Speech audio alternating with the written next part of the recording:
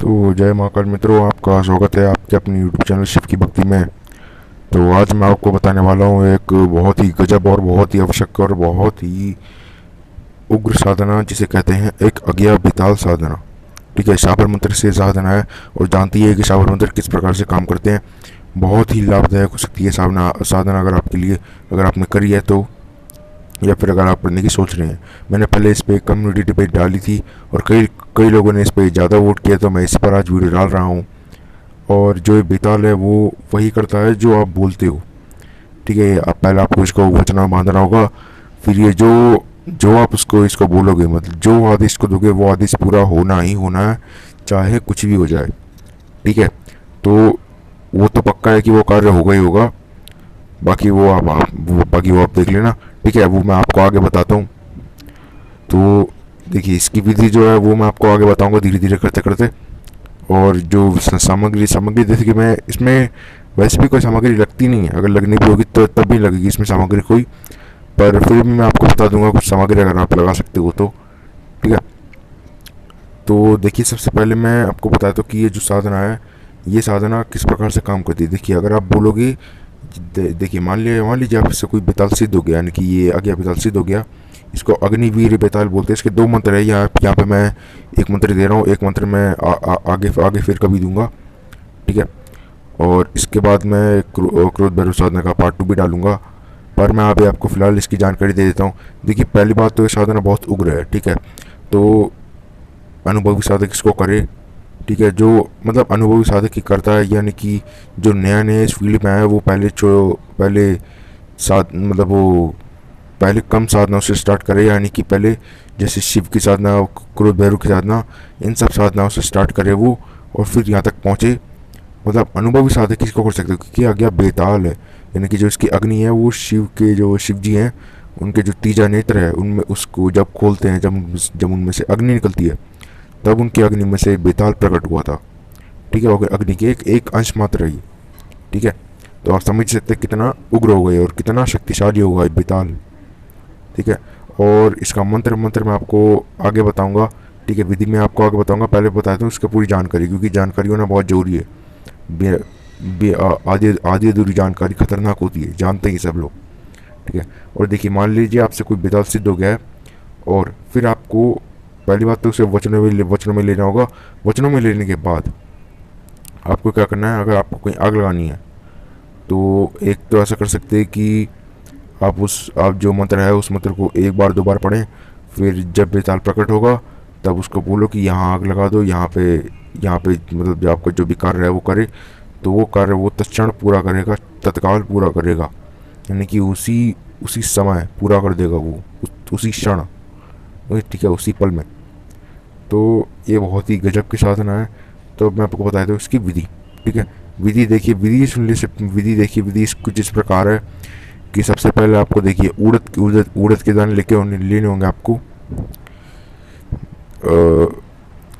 ज़्यादा नहीं, कुछ 100 ग्राम 200 ग्राम, और मतलब ज़्यादा नहीं, एक मुट्ठी बहुत है। ठीक है, तो उड़द लेने के बाद आपको क्या करना है कि जब आप, यानी कि इसके लिए देखिए कोई शांत जगह चाहिए, कोई शांत और थोड़ा जंगल टाइप का इलाका, यानी कि आपको आसपास से कोई ना देख रहा हो और आप अकेले हों और वहाँ पे शांति हो। ठीक है, और क्योंकि ये एक बेताल साधना है और आपको प्रत्यक्ष चाहिए, तो प्रत्यक्ष में आप तो ऐसा करना ही पड़ेगा।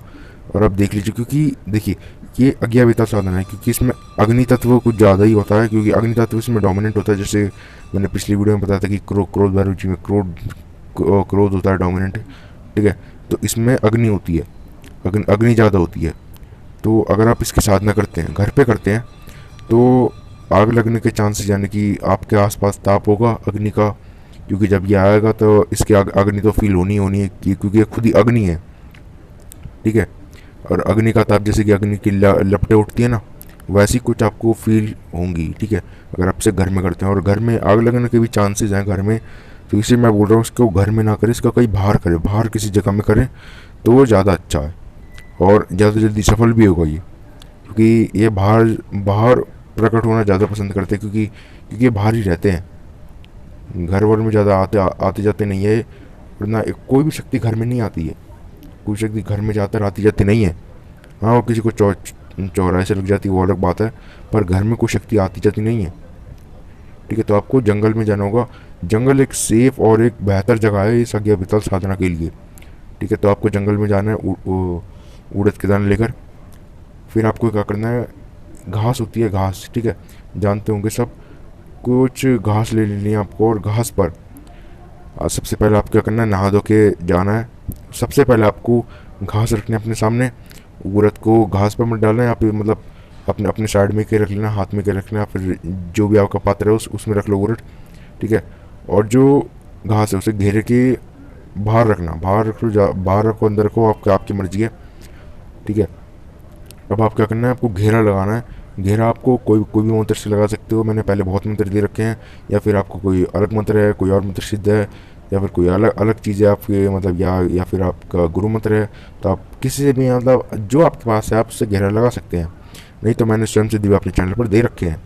ठीक है, तो उससे आप लगा सकते हैं। जैसे कि मैं एक आगे बताता हूँ, कड़े में कड़ा हनुमान बाबा मेरे दौरे खड़ा। ठीक है, तो इससे भी आप लगा सकते हैं। 5 बार बोल के फूक मार दीजिए कील पे और घेरा लगा दीजिए। नहीं तो फिर 11 बार बोलकर अपने हाथों पे फूक मारिए और अपने पूरे शरीर पर फेर दीजिए और फिर घेरा लगा दीजिए, तो वो बेहतर रहेगा।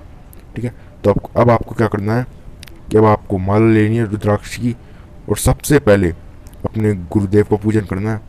फिर उसके बाद अपने गणेश जी का पूजन करना है, फिर भगवान शिव का पूजन करना है। यानी कि सबसे पहले देवी देवता को पूजन करना है, क्योंकि भगवान शिव का तो पूजन करना ही करना है, क्योंकि ये उन्हीं के अग्नि का अंश है। ठीक है, और ये बेताल यक्षिणी योगिनी मतलब जो भी शास्त्र होते हैं ये सब उन्हीं के सेवक होते हैं शिव जी के। ठीक है, तो आपको वही करना है जो मैं आपको मतलब, यानी कि जो आपको मैं बता रहा हूँ वो उसी के तरीके से करना है। और कमेंट में कोई ना पूछे कि ये ये इसको कुछ कर सकते कि नहीं, जैसे कि मैं वीडियो में बोल चुका हूँ कि ये इसी तरीके से ही होगा, इसको और कोई तरीके से ना करें तो नहीं होगा फिर ये मतलब, यानी कि कुछ सवाल ही नहीं बनता पूछने का, पता नहीं लोग कैसे पूछ लेते हैं। पर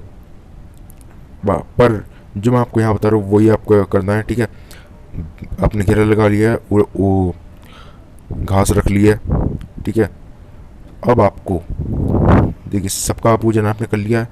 अब आपको माला लेनी है, और देखिए जो मंत्र मैं आपको बता रहा हूँ इस मंत्र को पढ़ते हुए एक माला, यानी कि जब आप एक बार मंत्र पढ़ोगे तो एक बार मंत्र पढ़ने के बाद आपको वो जो माला, वो जो उड़द है, उस उड़द को उस घास पे फेंक देना है। यानी कि थोड़ी सी उड़द लेके उस घास पे फेंक देना है। एक बार मंत्र पढ़ा, यानी कि रुद्राक्ष का एक मोती चढ़ गया, तो आपको थोड़ी सी उड़द लेकर घास पर फेंकनी है।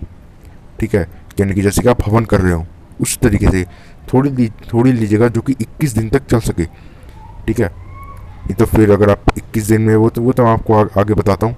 ठीक है, तो ये आप ये करने के बाद यानी कि आपको प्रतिदिन इसकी देखिए, प्रतिदिन आपको एक माला कर सकते हो, 2 माला भी कर सकते हो, वो आप पर डिपेंड करता है आप कितने माला करते हो। ठीक है, पर मैक्सिमम आप कर सकते हो 3 माला। ठीक है, मैक्सिमम 3 माला, मिनिमम 1 माला। ठीक है, तो जो आपकी इच्छा है वो आप करें, और उसी के हिसाब से आपको उड़द लेनी है। ठीक है, एक बार ये ज़्यादा सही रहेगा कि आपको एक बार मंत्र पढ़ो और फिर एक उड़द का दाना फेंक दो। ठीक है, या फिर 2-3 उड़द के दाने फेंक दो। तो ऐसा कुछ आपको करना है, यानी कि पूरी मुट्ठी एक बारी में तो ऐसा नहीं करना है, थोड़ी लेना है। ठीक है, थोड़ी उड़द लेनी है और फिर एक एक करके फेंकते जानी है और मंत्र बोलते जाना है। जैसे कि एक माला आपकी पूरी होगी तो पहले दिन तो आपको कोई अनुभव होगा नहीं,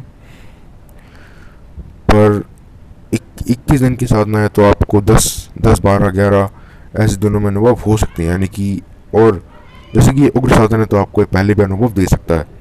और मंत्र अब मैं आपको मंत्र बताता हूँ। मंत्र कुछ इस प्रकार है, ओम अगिया वेताल महा वेताल बैठ वेताल अग्नि अग्नि तेरे मुख में सवावण अग्नि महाविकराल पट स्वाहा।